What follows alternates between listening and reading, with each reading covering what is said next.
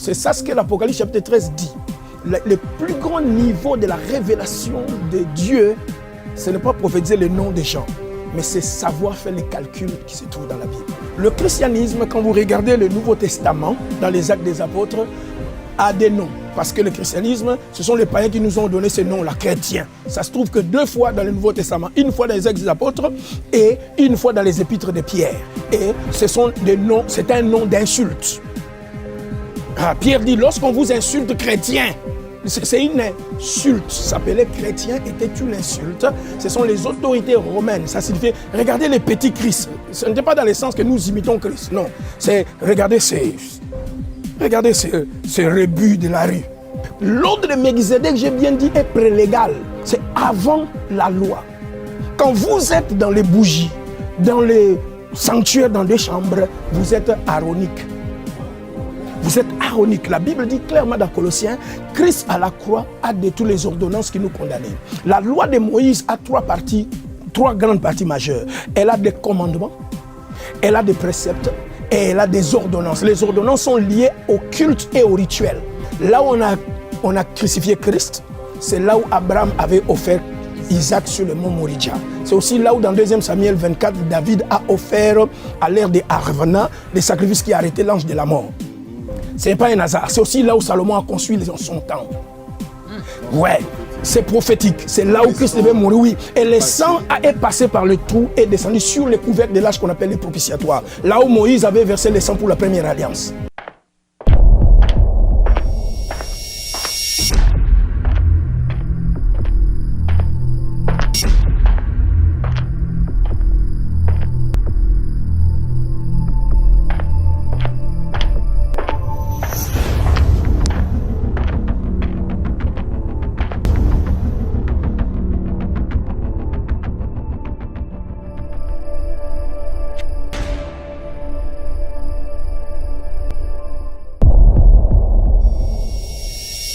Ta grandeur, dites-moi tout sur le chemin de la vérité. Tel est le concept avec lequel nous allons vous proposer cette émission spéciale qui reçoit, comme la fois passée, la fois dernière, le docteur Daniel Kisolo Bowea, avec qui nous allons parler de l'ordre de Melchisedec.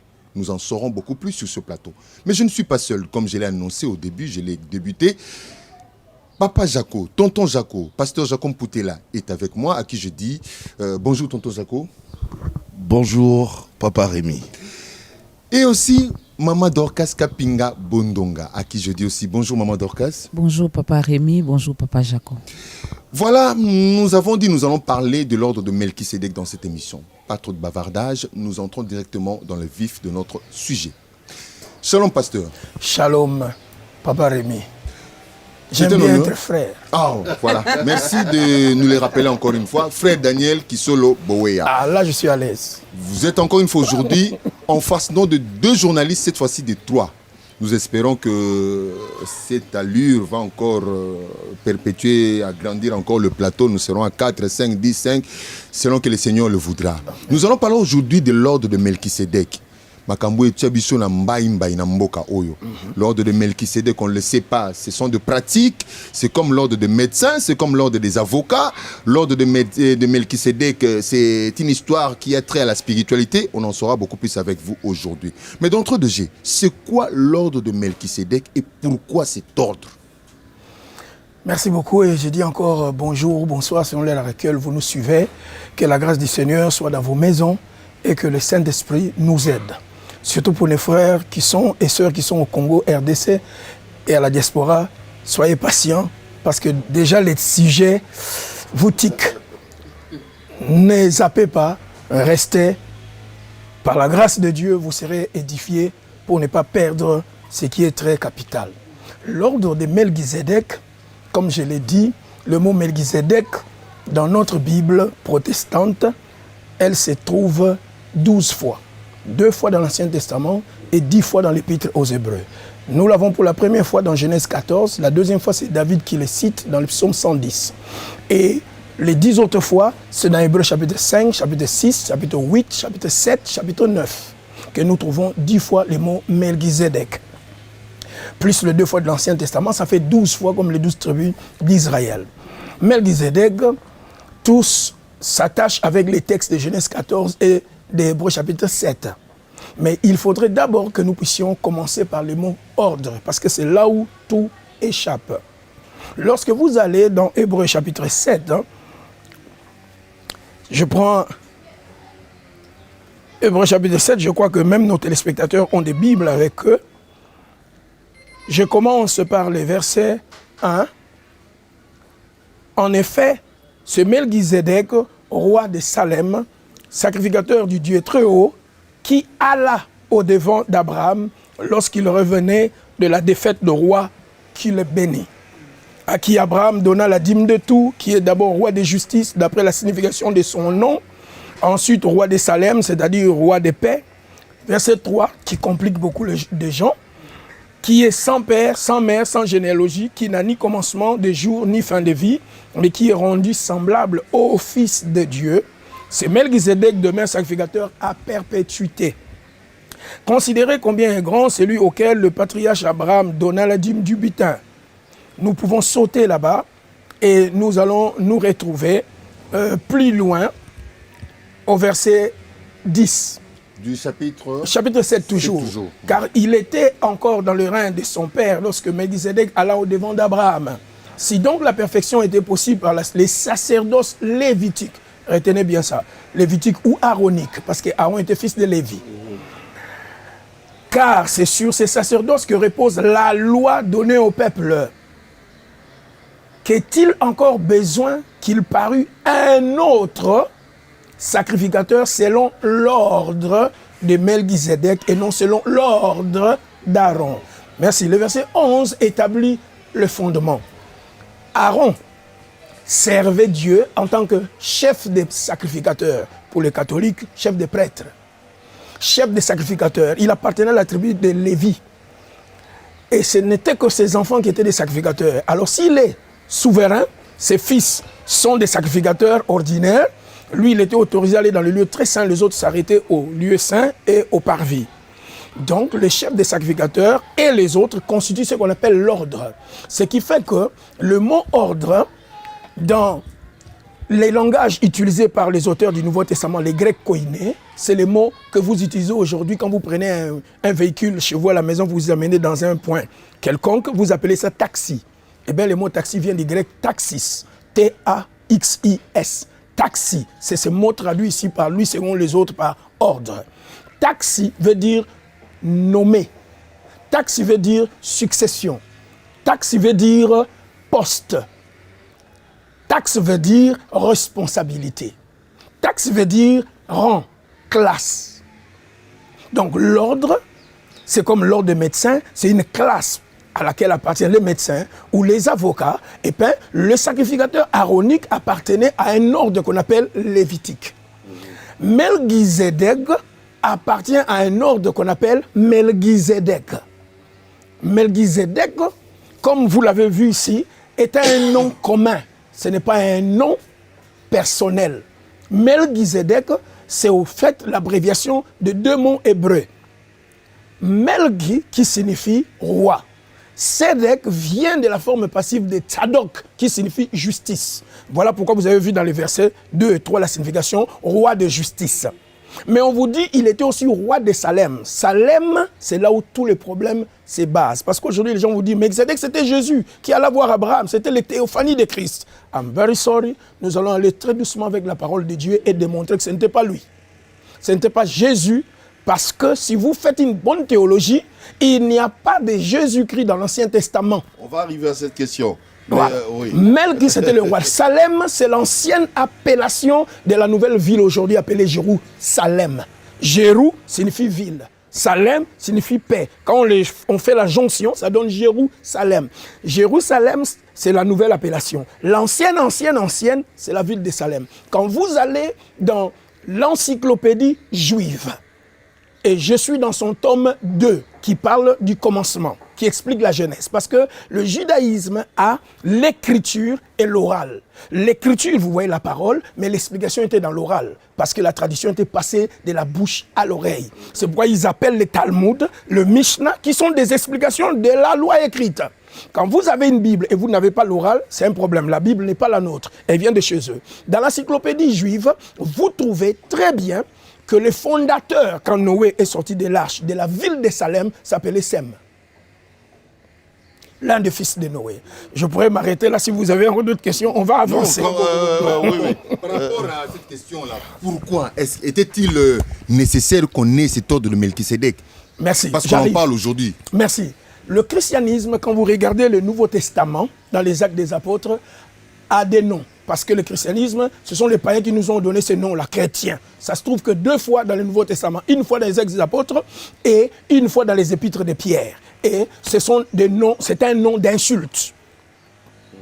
Pierre dit, lorsqu'on vous insulte chrétien, c'est une insulte. S'appeler chrétien était une insulte. Ce sont les autorités romaines. Ça signifie, regardez les petits Christ. Ce n'était pas dans le sens que nous imitons Christ. Non, c'est, regardez ces rebuts de la rue. C'est comme on l'appelait Nazaréen. Parce que Nazareth, c'était le lieu où tous les païens, les Indiens, les Chinois, les Arabes vivaient. Alors, tous les vrais Juifs aimaient vivre dans les autres villes. À Jérusalem, par exemple, pas à Nazareth, en Galilée. Alors, quand vous êtes Nazaréen, donc on vous considère païen. Alors, pourquoi cet ordre? Comme j'ai dit, le christianisme était appelé la voie des Way dans les Actes des Apôtres. Acte 6, par exemple. Le christianisme est appelé la foi. Dans la Bible, la foi. On dit beaucoup de gens croyaient à la foi quand Étienne prêchait. Beaucoup de gens suivaient la voie du Seigneur. Le christianisme est aussi appelé ordre de Melchisédek. Vous ne pouvez pas être chrétien sans appartenir à un ordre. Nous croyons que Jésus est souverain sacrificateur, mais sur terre, il n'était pas sacrificateur. Parce que pour être sacrificateur sur terre à Jérusalem, vous devez venir de la tribu de Lévi. Lui est venu de la tribu de Juda, qui avait que l'onction de la royauté. Alors, il devient sacrificateur quand? Après sa résurrection, que Dieu le nomme dans les sacerdoces célestes. Sacrificateur. Souverain. S'il y a sacrificateur souverain, c'est qu'il y a des petits sacrificateurs. Dans Apocalypse chapitre 1, 5 à 6, la Bible dit il nous a rachetés par son sang et a fait de nous de rois et de sacrificateurs. Et Pierre le dit encore, nous sommes un royaume des sacrificateurs. Alors, de quel ordre nous appartenons si nous sommes des sacrificateurs? Nous appartenons à l'ordre de Melchisédek. Pas à l'ordre d'Aaron. Tout ça, là, on va arriver de ce côté-là. Mais j'aimerais que vous puissiez nous aider un tout petit peu, parce que vous avez dit que c'est Sem, justement, Sem qui était qui est le fils de Noé. Mais dans le verset 3, ici, on précise, justement, c'est un verset aussi qui fait couler beaucoup d'encre et de salive. On dit qui est sans père, sans mère, sans généalogie, qui n'a ni commencement des jours, ni fin de vie. Merci. Mais Sem, on le connaît, il avait son père Noé. Exactement, comme Jésus, si vous le connaissez, avait son père. Matthieu chapitre 1, verset 1. Généalogie de Jésus-Christ, fils de David, fils d'Abraham. Matthieu 1, 1. Si Jésus aussi avait une généalogie, alors qui est ce Melchisédek sans généalogie? Parce que vous dites que c'est lui Jésus. Aidez-nous à comprendre. Merci. Si nous allons très bien, dans l'ordre de Melchisédek, Jésus est le Melchisédek souverain. Les chrétiens sont des Melchisédek naturels, ordinaires. Jésus est déclaré dans Hébreux chapitre 5, souverain sacrificateur selon l'ordre. C'est là où les gens confondent. Melchisédek qui est allé voir Abraham n'était que sacrificateur du Très-Haut. Genèse 14. Il n'était pas souverain sacrificateur du Très-Haut. Donc, il était un des disciples de quelqu'un qui est dans l'ordre. Mais pourquoi Abraham lui a donné la dîme de tout? Merci. En tant que qui? Je reviens encore, il faudrait que nous puissions rentrer encore dans la culture des Juifs. Nous sommes dans une culture patriarcale chez les Juifs. Les femmes et les enfants ne sont pas comptés.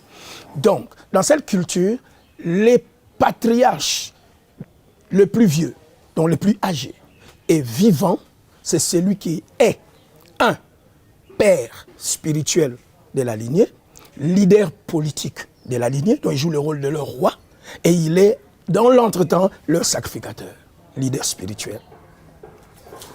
C'est pour cela, vous allez remarquer par exemple, quand Abraham envoie son serviteur dans Genèse 24, trouver une femme pour Isaac, Vous êtes dans la famille où Abraham est sorti. Le frère d'Abraham étant déjà mort, mais il a laissé une fille avec des garçons. C'est le frère qui va bénir Rebecca.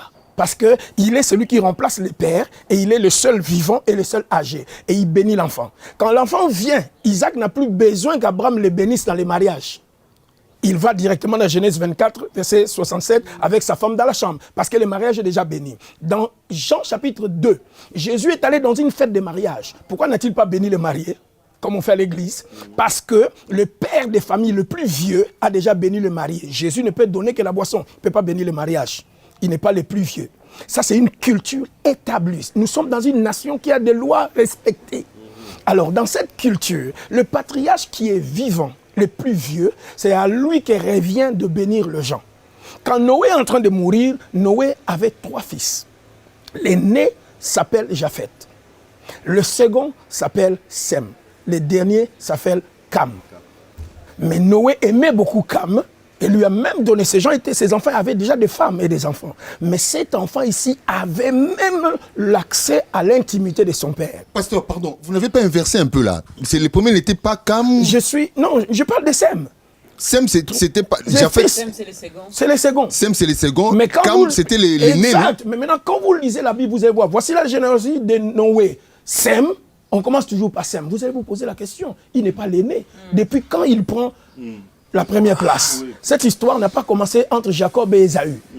Ça n'a pas commencé, avec Isaac et Ismaël. C'est juste l'élection spirituelle. L'enfant le plus juste, le plus pieux, comme l'expression Noé trouva grâce aux yeux de l'Éternel, dans Genèse 5. C'est une expression qui veut dire de tous les enfants descendants d'Adam, dans sa génération, il était le plus juste. Alors Dieu lui donne la grâce de construire l'arche et de prêcher aux gens qui ont 120 ans pour se repentir. Vous voyez? Alors, Sem est celui qui suit de près la religion de son père. Comme Abel, qui n'était pas l'aîné, va suivre de près la religion de son père et Dieu le choisit.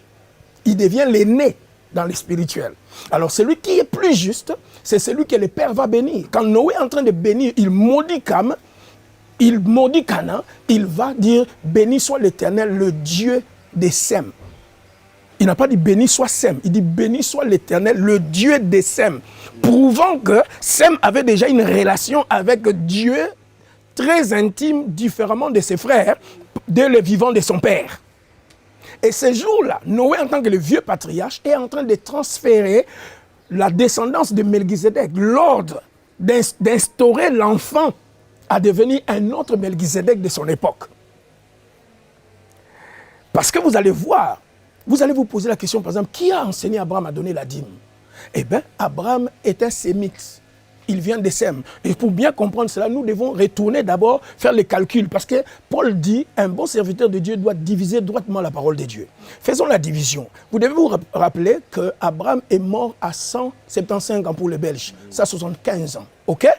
Alors, nous allons retrouver Sem, calculer son âge. Et je vous préviens déjà que quand Abraham est mort, Jacob avait 15 ans. Et il restait 35 ans de vie à Sem. Donc Sem a survécu à Abraham. Il est resté avec Jacob 50 ans. Pourquoi un père comme ça, dans Genèse chapitre 11, merci. On va aller dans Genèse 11. Zambiwani. Genèse 11. On va aller dans Genèse 11. Le verset 10, c'est là où commence. Voici la postérité de Sem. Hein? On va commencer à sauter des versets pour faire les calculs. Regardez le verset 10. Voici la postérité de Sem. Sem, âgé de 100 ans, engendra Arpakad 2 ans après le déluge. Ça signifie que quand Sem est rentré dans l'arche, avant le déluge, il avait 98 ans. OK? 98 ans. Maintenant, après le déluge, 2 ans après, il met au monde un enfant. Maintenant, il a quel âge? 100 ans. Verset 11. Sem vécut après la naissance d'Arpakad 500 ans. Plus 100, ça fait combien? 600. Merci. Il engendra des fils et des filles. Retenez donc, toute la vie de Sem, c'est combien d'années? 600 ans. Maintenant, je prends le verset 12. Pour bien comprendre l'histoire, vous retenez le verset 10. Le premier fils de Noé, de Sem, s'appelle Arpakad. Sem le met au monde à l'âge de combien? 100 ans. 100 ans. Arpakad, âgé de 35 ans, 100 plus 35 est égal 135. Merci. Engendra Shélak. Je saute le verset, je viens au verset 14. Shélach âgé de 30 ans, 135 plus 30 ans égale 165. Merci. Je saute cela, je viens au verset 16. Héber âgé de 34 ans. 34 ans plus 100, combien vous avez fait?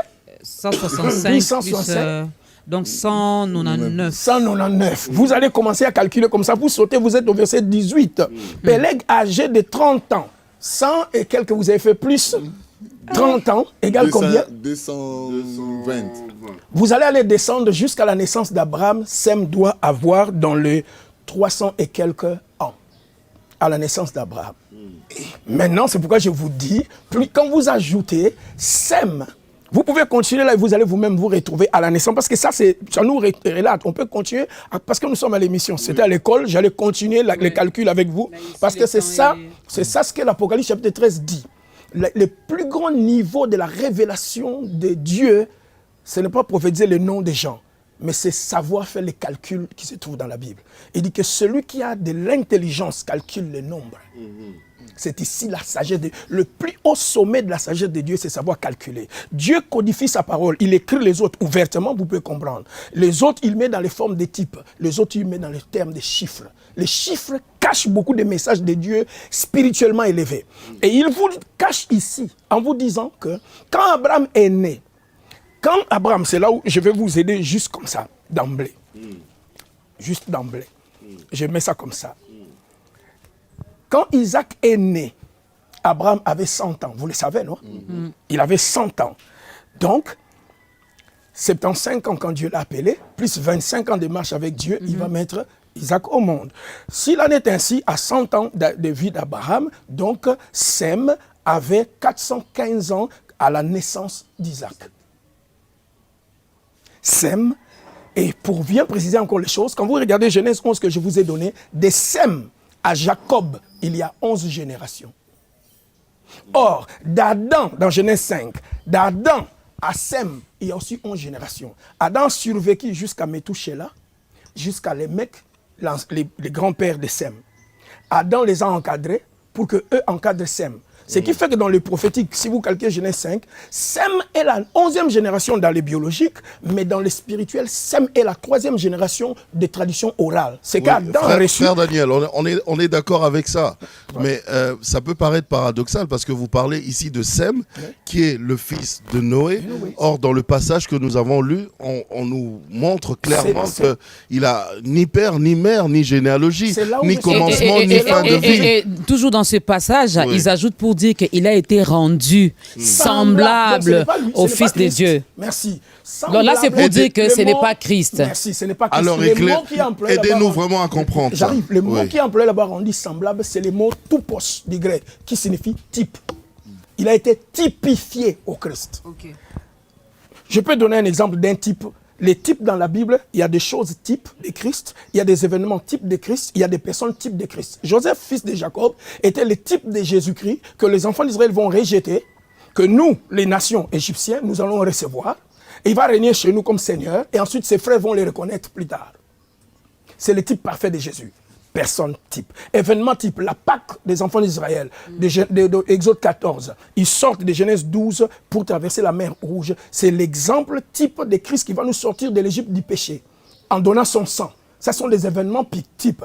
Il y a des choses types, comme le pain sans levain. Christ est notre pain. Je suis le pain qui est descendu du ciel. Vos pères ont mangé la manne. Moi, je suis le pain, celui qui mange ma chair. Alors, nous avons des personnes types.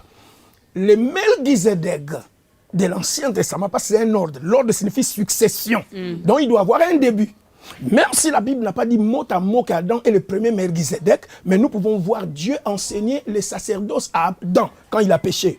Il lui a appris à tuer un animal et à se couvrir de sa peau et à verser son sang. Et nous voyons son fils Abel faire la même pratique. Le sacerdoce et enseigner. Donc, Adam devient le premier Melchizedek terrestre. Il va le passer à ses fils, comme je l'ai dit. Adam va vivre jusqu'à la 9e génération pour préparer l'arrivée de Sem. Sem et Noé sont encadrés ensemble par Métouchéla. Métouchéla a vécu 120 ans pendant la construction de l'arche. Et il meurt dans la même année que le déluge arrivait. Sem a passé 98 ans pour être formé par quelqu'un qui a été formé par Adam. Il devient la troisième génération. Maintenant, j'arrive dans votre texte du verset 3. Melchisedec étant un titre d'office et non un nom commun. Nous allons le comparer aujourd'hui à la présidence de la République. La présidence de la République n'a ni fin. Ça n'a pas de fin de vie. Ou on peut dire le président de la République. C'est ce que je dis. Le président de la République n'a ni mère, ni père, ni généalogie, ni fin de vie. Il a un mandat. Oui, il a un mandat. C'est celui qui occupe les postes qui a un mandat. Voilà. Mais la pas présidence. L'institution reste perpétuellement. Melchisedec est une institution. C'est ce que je dis office. Dans la Bible, on appelle ça office ou ministère. Le ministère est sans généalogie. Parce que les Aaroniques, pour être dans l'ordre d'Aaron, vous devez venir du sang de Lévi et de la famille uniquement d'Aaron. Alors que dans l'ordre de Melchisedec, le choix est fait par serment. Je peux aller dans Hébreux chapitre 5 pour prouver cela clairement.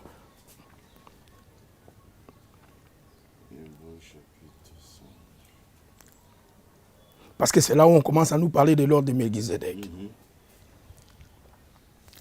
Je commence par le verset 8 pour que les gens comprennent le contexte. Hébreux chapitre 5. Appris, bien qu'il fût fils, c'est-à-dire Christ, l'obéissance par les choses qu'il a souffertes, et qui, après avoir été élevé à la perfection, est devenu pour tous ceux qui lui obéissent l'auteur d'un salut éternel. 10. Dieu l'ayant déclaré. Quand?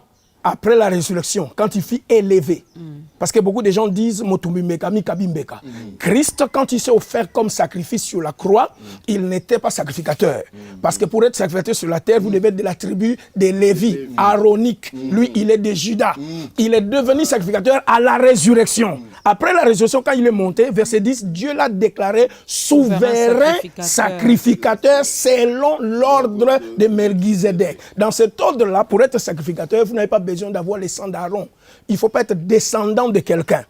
Mais il faut seulement remplir les critères. Quels sont les critères qui sont remplis là-bas? Je vous ai montré ici, Sem était plus juste que ses frères.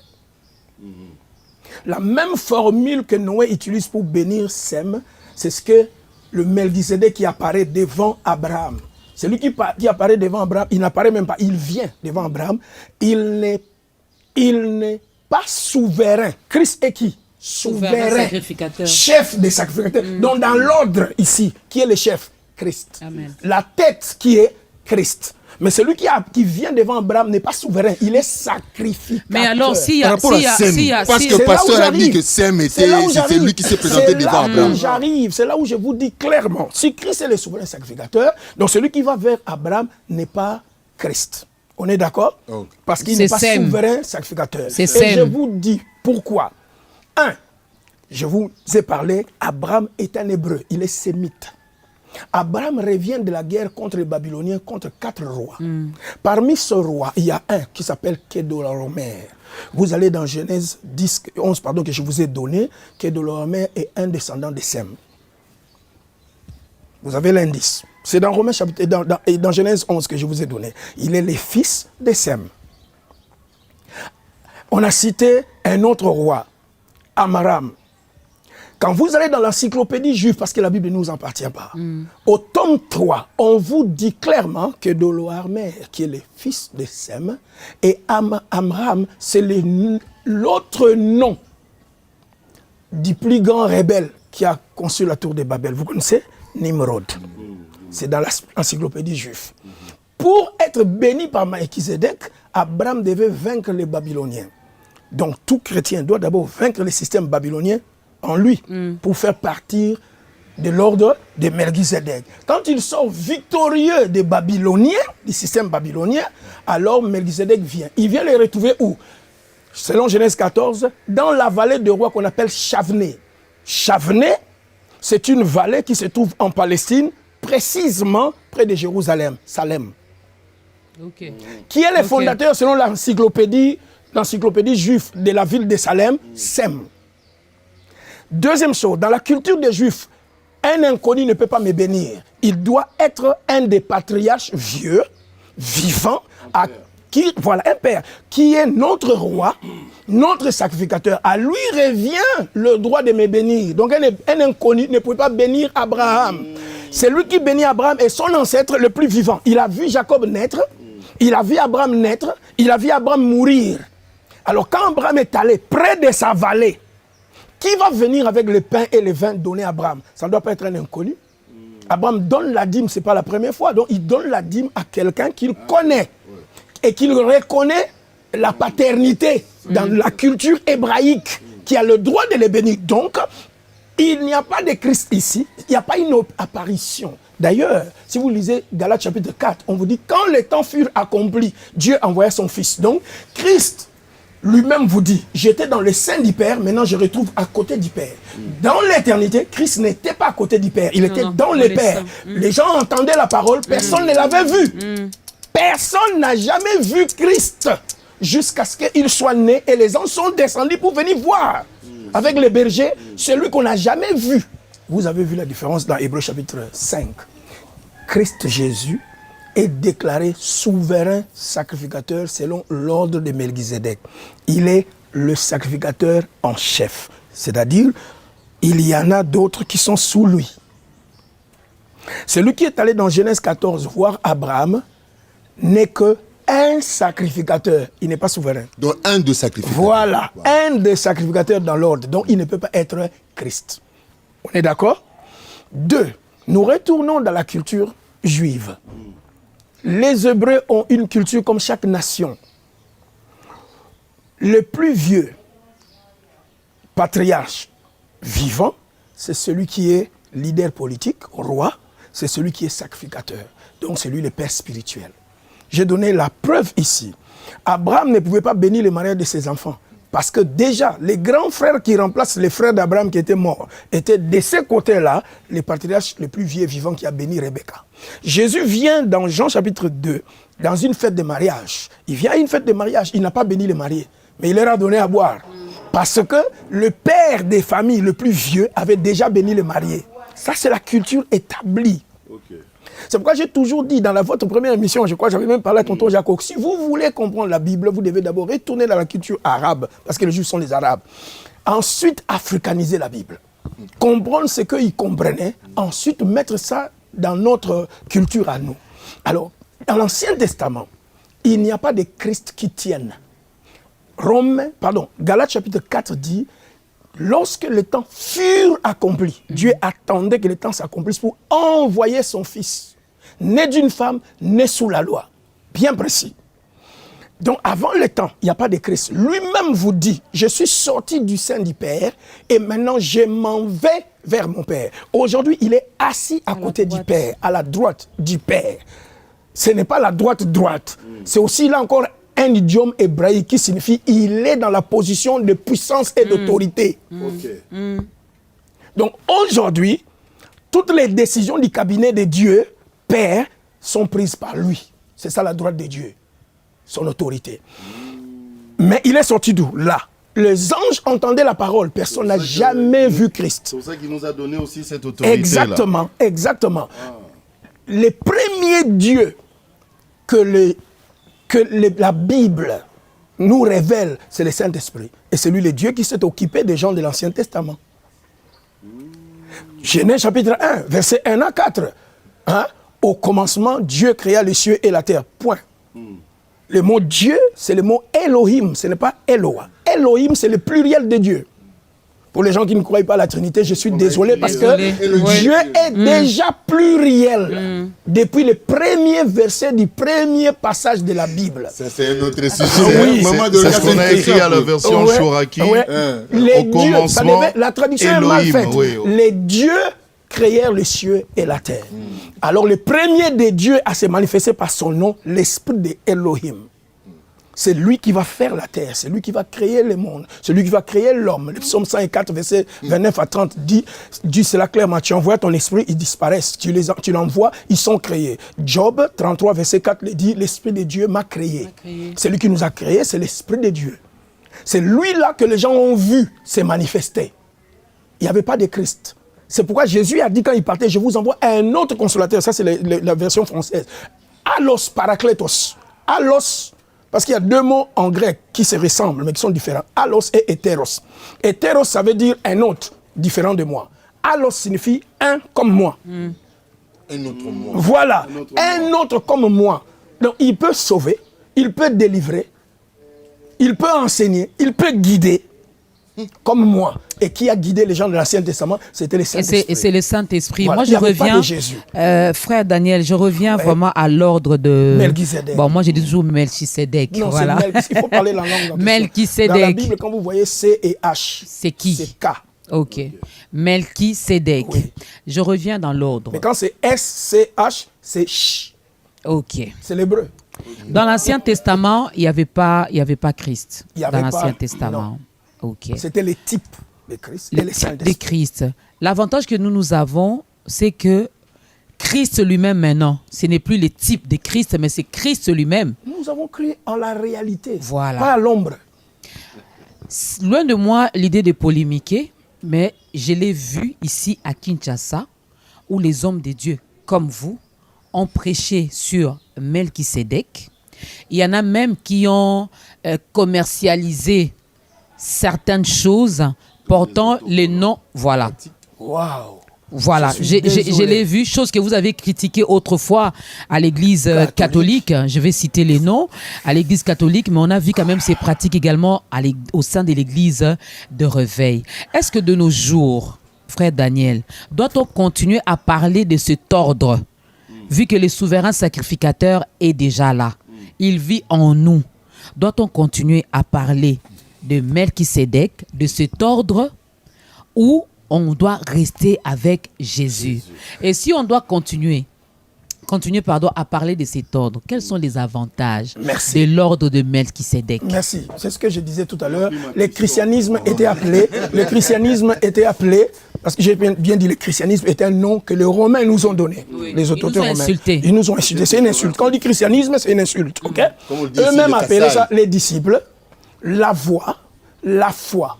Vous voyez, le christianisme n'est pas appelé la grâce, c'est appelé la foi. La voie, la foi est appelée l'ordre de Melchisedec parce que j'ai dit Apocalypse chapitre 1, 5 à 7, il a fait de nous des sacrificateurs. Nous sommes un royaume des sacrificateurs. Donc nous sommes dans l'ordre de Melchisedec. Mais le problème est là, l'ordre de Melchisedec a existé avant l'ordre aaronique. Dans l'ordre de Melchisedec, vous avez 3 onctions. Dans l'ordre aaronique, vous n'avez qu'une seule onction. Le Melchisedec était à la fois, comme vous l'avez vu dans Hébreux chapitre 7, il était roi, il était sacrificateur et il était prophète. Il peut bénir, prédire l'avenir.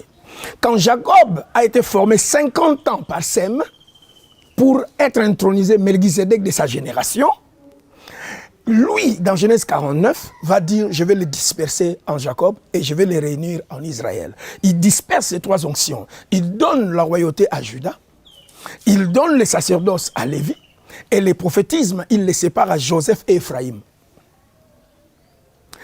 Maintenant, quand David, qui est de Juda, arrive dans le psaume 110, le seul qui a vu dans sa vie de prière, parce que dans l'Ancien Testament, nous avons des croyants dans l'Ancienne Alliance qui étaient nés de nouveau comme dans la Nouvelle Alliance.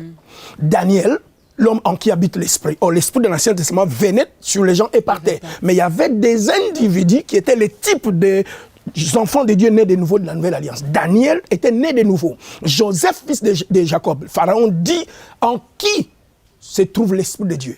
Où est-ce que nous trouvons un homme comme ça? Joseph était né de nouveau. David était né de nouveau. Il me dit même, où est-ce que je vais fuir loin de l'Esprit de Dieu? Et c'est ce David qui, par révélation, va arriver dans les sacerdoces célestes, là où se trouve l'ordre de Melchisedec. Il voit et il dit, Dieu a dit à mon Seigneur, tu es sacrificateur pour toujours, selon l'ordre de Melchisedec. Alors que lui-même était encore sous la loi aaronique. Et quand David descend de sa vision, il va bâtir un autre tabernacle. C'est le tabernacle de David qui va cohabiter avec le tabernacle mosaïque aaronique. Dans le tabernacle aaronique, vous avez les parvis, le lieu saint et le lieu très saint. Pour entrer dans le lieu très saint, il n'y a que le souverain Aaron qui doit entrer. Tous les autres serviteurs, vous y entrez, vous êtes morts. Et c'est là se trouve l'arche. Mais dans le tabernacle de David, il n'y a pas de parvis, il n'y a pas de lieu saint, il n'y a qu'une tente et il place l'arche au milieu. Tout le peuple venait entrer et adorer. C'est là où David a recorrigé la musique, a mis les azaphes. Tous les grands prophètes étaient des musiciens. Adoraient dans les milieux là, devant l'arche et ne mouraient pas. Parce qu'ils étaient dans l'ordre de Melchizedek. Ils prévoyaient ce que Christ va venir faire. Son fils. Son fils. Son fils, le souverain. Lui, il était Melchizedek, David, de sa génération. Mais son fils est le souverain. Quand il viendra dans son tabernacle, les gens seront dans la présence de Dieu et ils ne vont pas mourir. Comme chez les Aaroniques. C'est le tabernacle de David cohabitait à la même époque que le tabernacle aaronique. Et les gens voyaient l'arche et ne mouraient pas. Parce qu'ils étaient dans un autre ordre. Ça, c'est l'ordre de Melchizedek. Là où quelqu'un peut voir Dieu et ne pas mourir. Vous portez Dieu en vous par le Saint-Esprit. On porte même les on porte les bracelets, on ne meurt pas. Non, là j'arrive, maman. Je suis en train de vous répondre. C'est pourquoi je vous réponds. L'ordre de Melchizedek, j'ai bien dit, est prélégal. C'est avant la loi. Quand vous êtes dans les bougies, dans les sanctuaires, dans des chambres, vous êtes aaronique. Vous êtes aaronique. La Bible dit clairement dans Colossiens, Christ à la croix a détruit les ordonnances qui nous condamnaient. La loi de Moïse a trois grandes parties majeures. Elle a des commandements, elle a des préceptes et elle a des ordonnances. Les ordonnances sont liées au culte et au rituel. Là où on peut tuer un animal, verser le sang, on peut allumer des bougies, tout ça, c'était des ordonnances. Christ est mort à la croix pour détruire ces ordonnances. Quiconque se dit être dans l'ordre de Melchizedek et adore Dieu mais avec pasteur, des bracelets. Christ est mort à la croix. Attendez, docteur, frère Daniel, Christ est mort à la croix. Il a répondu ce soir, il se passe dans Mabanga. Mais on sait déjà que Moïse avait tué l'agneau et il a pris le sang, il a versé Cet agneau était la préfiguration de Christ. Oui, mais Jean-Baptiste nous l'a Moïse a présenté. pris le sang de l'agneau, il a versé sur l'arche. Exactement. Mais Christ l'a versé où? Christ l'a versé à Golgotha, comme je l'ai dit. Golgotha devient l'arche. Exactement. Je vais vous aider avec Golgotha les devient téléspectateurs. l'arche. Je vous aide. Je vais finir mon idée pour répondre à maman et Oui. je viens à vous rapidement. Okay. Je viens à vous rapidement. Vous voyez, quand vous avez la Bible en papier, les toutes premières et dernières pages ont des cartographies. OK? Des cartes de Palestine. Pourquoi? Pour vous dire que vous ne pouvez pas que lire les versets, comprendre la Bible, il faut faire la géographie biblique. Pour faire bien la géographie biblique, vous devez faire l'archéologie biblique.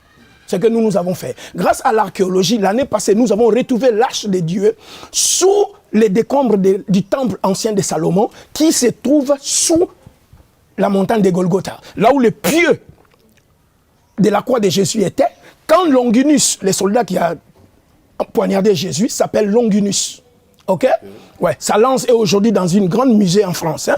La lance de Longinus. Et d'ailleurs, tous les occultistes cherchent cette histoire parce que ça donne le pouvoir. Bon, n'entrons pas dans cette histoire. Voilà, cette lance a fait sortir le sang et l'eau. Ce sang a coulé jusque sur le bois. Le bois a pénétré les trous. Sans le savoir, là où Jérémie, vous n'allez chercher ça dans les livres de Jérémie, vous n'allez pas trouver, il faut lire la lamentation de Jérémie qui se trouve dans la version des Septante ou dans la Bible que vous négligez, la Bible Tob, vous appelez la Bible des catholiques. C'est Jérémie qui avait caché l'arche lorsque les Babyloniens sont venus pour déporter les enfants d'Israël. Et il a caché l'arche et justement en bas des décombres, là où il l'a caché, c'est exactement là où Christ était crucifié. C'est le hasard. Oui, c'est une coïncidence. C'est une coïncidence. C'est un prophète. Tout acte que le prophète pose est inspiré. Il pose cet acte sans savoir ce qu'il faisait. Mais Dieu avait déjà calculé. C'est là où, pour être précis, là où on a crucifié Christ, c'est là où Abraham avait offert Isaac sur le mont Moridja. C'est aussi là où dans 2 Samuel 24, David a offert à l'ère de Arvana le sacrifice qui a arrêté l'ange de la mort.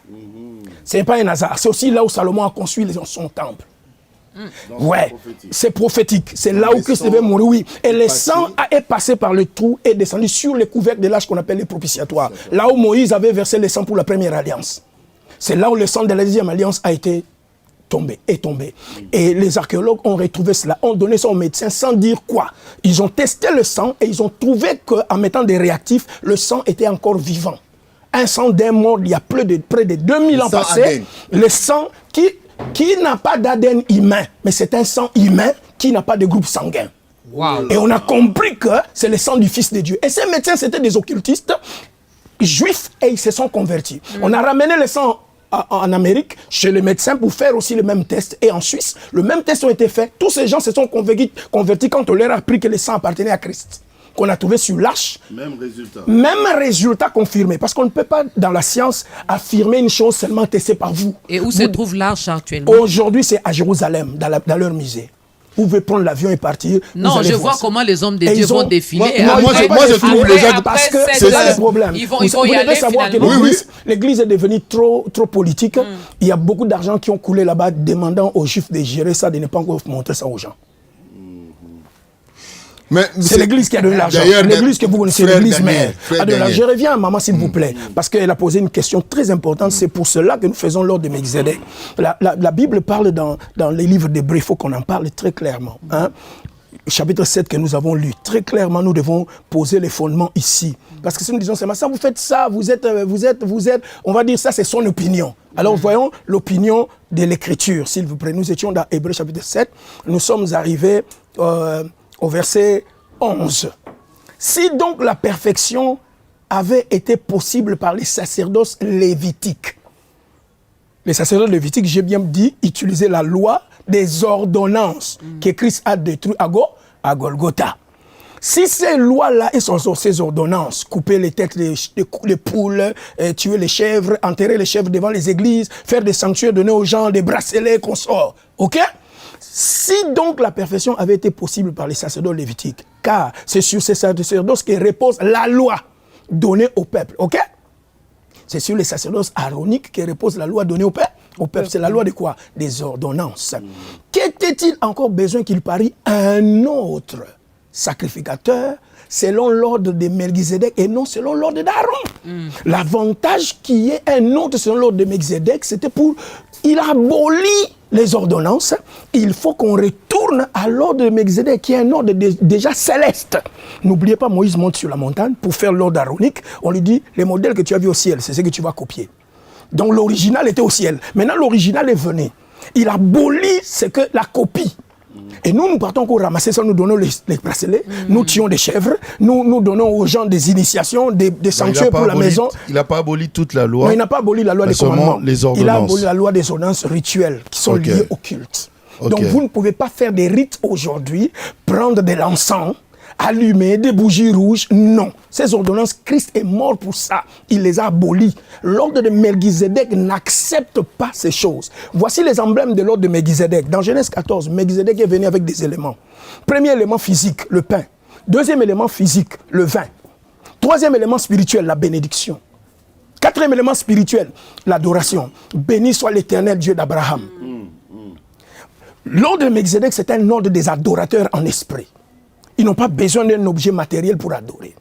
L'ordre de Melchizedek, c'est l'ordre qui travaille avec le pain et les vins. Qu'est-ce que Christ a fait quand il inaugure dans la chambre haute la nouvelle alliance? Parce que la nouvelle alliance n'est pas inaugurée à Golgotha. La nouvelle alliance est inaugurée dans la chambre haute. Il donne le pain. Il dit, ceci est mon corps. Il donne le vin. Il dit, ceci est le sang de la nouvelle alliance qui est répandu pour vous. Ceci est. Il ne dit pas, ceci sera après ma mort. Ceci est. Donc pour Christ, quand il donne ça, il est déjà mort. C'est pourquoi il disait, mon âme est triste jusqu'à la mort. Il était déjà mort. Et le pain aujourd'hui, c'est Christ. Attendez. Il est le pain descendu du ciel lui-même. Ah, oui, il est le pain descendu du ciel. Il dit, ceci est mon corps. C'est ce que je vous dis. Ceci est mon corps. Et il nous laisse ce symbole. Il dit, faites ceci chaque fois.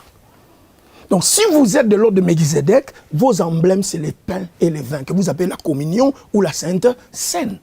2, c'est l'adoration. 3, c'est bénir les gens avec la parole. Vous pouvez faire des déclarations. Cette année, Dieu vous bénisse. Vous êtes bénis, vous êtes guéris. Ça, c'est les emblèmes. L'ordre de Melchizedek travaille avec ça. Quiconque ajoute autre chose, il rentre, il ressuscite dans l'ordre d'Aaron, il ressuscite cet ordre et il annule la mort de Christ à Golgotha. Juste une parenthèse, frère Daniel. Vous avez dit que Christ a aboli les ordonnances. Donc dans les ordonnances, il y a tous ces rituels, tous les tralala et tout ça. Alors, quand il nous demande encore à nous de faire cela, donc cette cérémonie-là, manger son corps, boire son sang et tout ça, c'est pas encore une sorte de rituel? Non, ça c'est l'emblème de Melchizedek. Melchizedek l'a fait. Il a utilisé les pains et les vins. Le vin, c'est son sang. Le pain, c'est son corps. Et il l'a dit même dans 1 Corinthiens chapitre 11. Il dit, non, ça n'a rien à voir avec les ordonnances. Il dit clairement, Il dit clairement, faites ceci en mémoire de moi. Oui, mais c'est quel pain que nous utilisons aujourd'hui? C'est quel vin? Est-ce que ce n'était pas... parce que j'ai reçu également, j'ai échangé avec d'autres hommes de Dieu qui sont contre la Sainte Seine. Lorsque nous achetons les pains fabriqués ici dans nos boulangeries, on achète du jus, on dit ça c'est le sang de Jésus, ça c'est le corps du Christ. Il y en a même qui sont allés loin. Pour faire la Sainte Seine, c'est vraiment les riz et les haricots. Bon, merci beaucoup en tout cas. Ça, c'est un faux débat. C'est pourquoi nous demandons aux hommes de Dieu d'étudier. Nous sommes Congolais, Africains et consorts. Nous devons savoir que dans la Bible, il y a ce qui appartient à un peuple et il y a ce qui appartient à un autre peuple. Ok? Le symbole reste dans ma foi. Je vais donner un exemple. Quand Jean-Baptiste a commencé le baptême d'eau, c'était dans l'eau coulante. Mais quand vous êtes dans Jean chapitre 3, Jean vient baptiser à Enon. Enon, nous sommes à Jérusalem. Jérusalem, si vous y allez jusqu'à aujourd'hui, Jérusalem n'a pas de rivière, n'a pas de fleuve. Jérusalem a des irrigations d'eau, des aqueducs faits par les mains d'hommes, des réservoirs d'eau. Quand on dit piscine de Bethesda, c'est les réservoirs. Ok? Siloé, ce sont des réservoirs tirant l'eau depuis la mer, des aqueducs. Alors Jean est venu baptiser où? Dans des piscines. Oh, ben voilà. Il est à Jérusalem, il a baptisé dans des piscines. Je suis dans Actes chapitre 8. Fini la Je suis dans... Non, excusez-moi. Mais c'est ce que je vous dis. Je suis dans Acte 8. Il dit, voici des lots. Cette eau-là, c'était l'oasis. Vous savez ce que c'est l'oasis? Oui. L'oasis, c'est juste, il pleut et puis ça s'égare là pendant un temps et après ça se dessèche. Il a baptisé un homme, c'était un baptême. Ce qui est important, c'est les symboles. Ce n'est pas la matière. Non, le débat est fini pour ça. Non, je viens me donner la Bible, maman. Non. Ah, ça c'est une autre émission, c'est un autre débat. Appelez-moi, on va en faire un débat. Appelez-moi, on va en faire encore un débat, maman. Ils nous ont même expliqué. On va dans une rivière, l'eau doit couler comme ça, nos péchés coulent, l'ancienne vie coule. Et non. Les symboles est baptisos, plongé. C'est tout. Que ça soit dans un réservoir comme Jean et piscine. Jean et Jésus ont baptisé les gens. Dans Jean chapitre 3, nous sommes à Jérusalem. Nous ne sommes plus à Galilée, là où il y a des fleuves. Nous sommes à Jérusalem. Prenez l'avion. Vous voyez le grand problème. Les musulmans, s'il vous plaît, on peut en profiter. Mais si vous pouvez faire votre baptistère aussi dans l'église, c'est un baptême. L'essentiel, c'est de plonger quelqu'un. C'est tout. Alors, donc, si je comprends bien ce qui concerne... C'est l'essentiel de plonger. De plonger. Tonton Jacques, si je comprends bien ce qui concerne la Sainte Seine, donc je peux prendre mon foufou.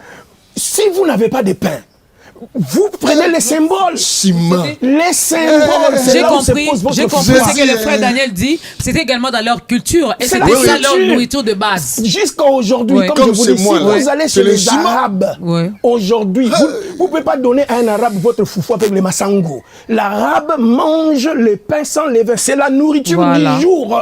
Ce n'est pas spirituel. Mais les foufous, c'est sans levain. spirituel. Nous, c'est les foufous. Oui, on n'y je met peux même pas prendre du le levain. Bikedi avec les Quand vous dites ça, les mangeurs de foufou se retrouvent. Ces quatre boules l'essentiel, c'est de les sanctifier, les mettre à part. Les Bikedi et le mettre à part, oui. Le dire ça, oui, même avec de l'eau. Dire ça, je considère ça son sang. Et ça, c'est son corps. Je mange. Vous croyez? Donc, je reviens.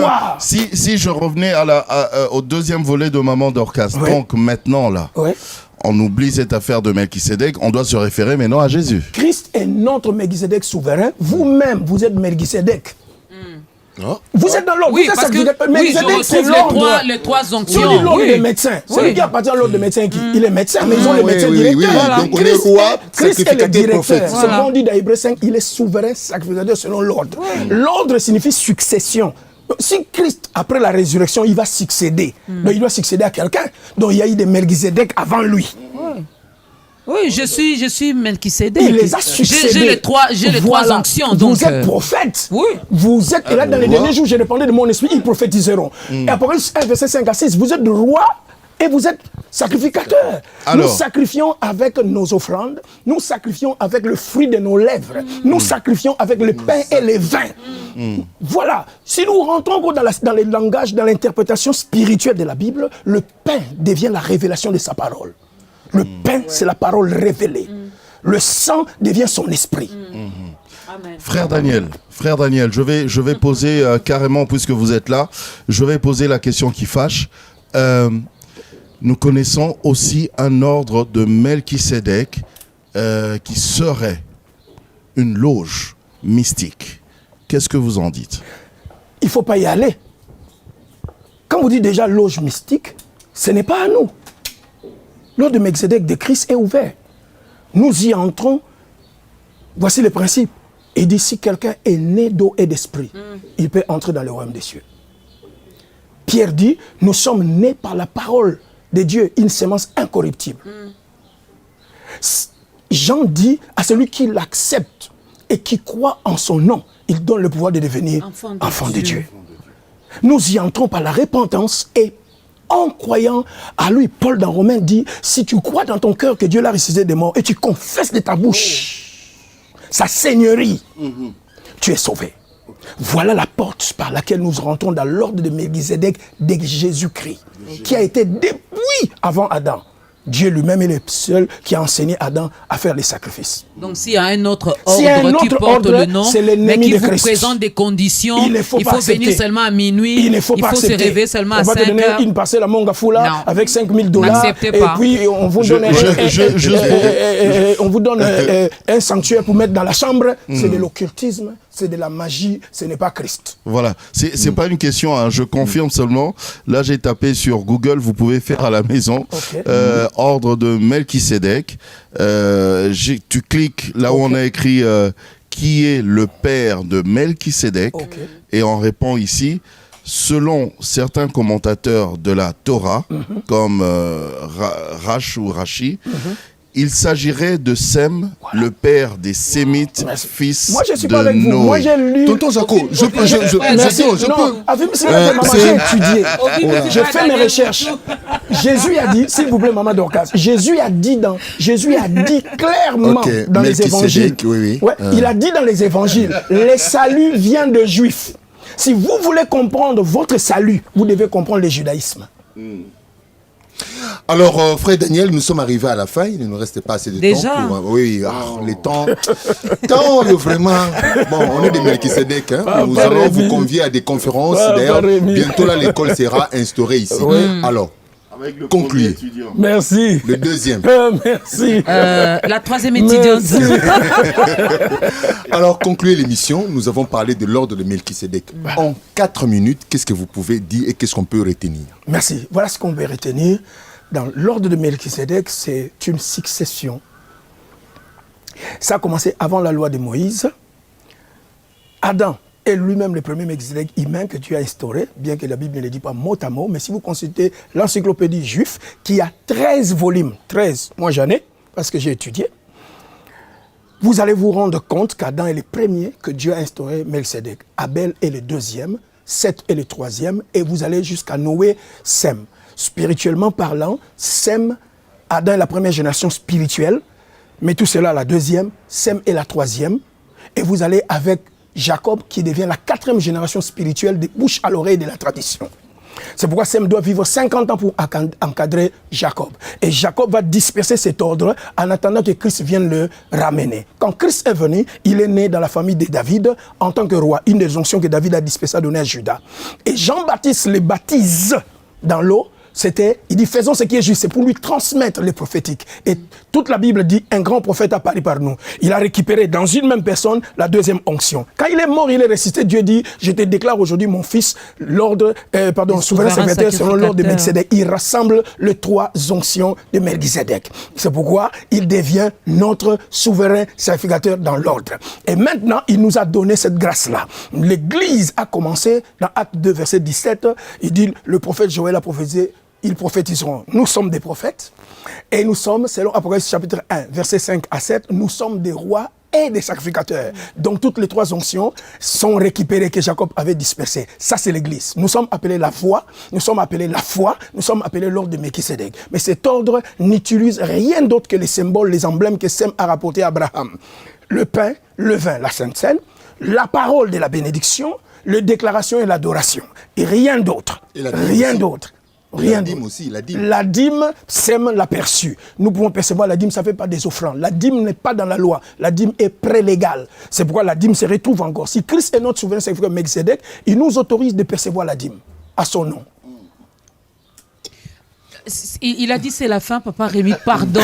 Vous avez dit c'est la fin. C'est vrai que vous passez dans les médias pour... mais ici, le temps est tellement chronométré qu'on ne peut pas tout dévoiler. Ouais.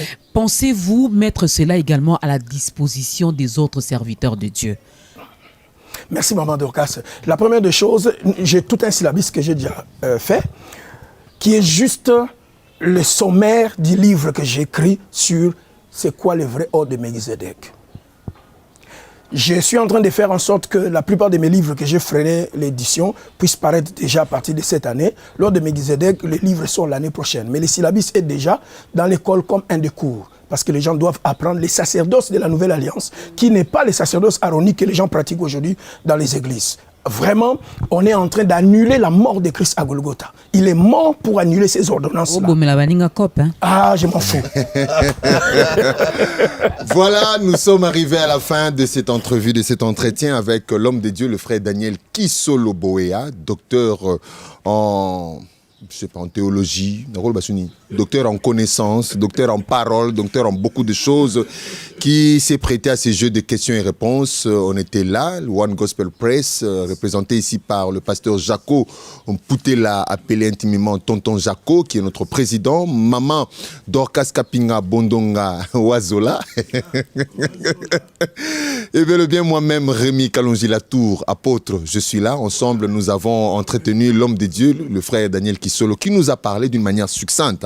Donc, basiquement, fondamentalement, nous a donné les informations sur l'ordre de Melchisedec. Donc, prochainement, l'école sera installée ici à Kinshasa. Nous vous disons merci de nous avoir suivis. Merci aussi à l'équipe qui accompagne l'homme de Dieu. Je vois le pasteur Jacques Chamala, le pasteur Christian Nzeyi, maman pasteur Mireille Mboulungana, pasteur Lévi Boboula, et le pasteur Enoch Masunja Moutunangai.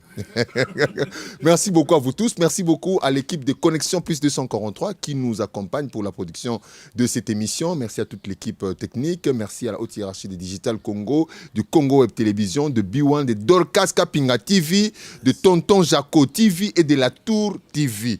Donc ce sont les médias qui vont nous aider à diffuser, à propager cette information. On se retrouve prochainement pour un nouveau numéro, dans ce même cadre ou soit dans ce même esprit, avec un réel même plaisir. Portons-nous bien dans nos maisons. Au revoir. Au revoir.